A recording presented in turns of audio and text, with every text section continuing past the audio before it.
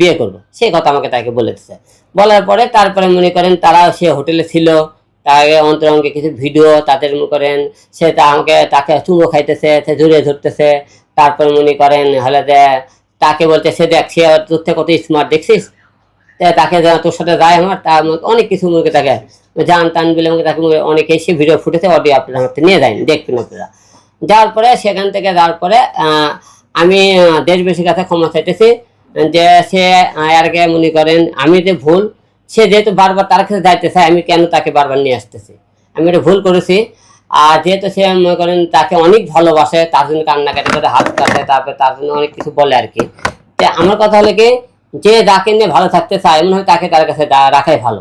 সে যেহেতু ওকে ছাড়তে পারতেছে না, সে তাকে নিয়ে ভালো থাক, সে তাকে বিয়ে করবে, বিয়ে করুক, আমি আমার মতো করে চলি। যে আমি জীবনে ভুল করেছিলাম যে তাকে বারবার আমার কাছে নিয়ে আসতে, কারণ সে আমার না, সে আর একজনের, তাহলে আমি কেন বারবার তাকে ফিরে আনি। তো সব কিছু মিলে আমরা একটা কথা বলতে চাই,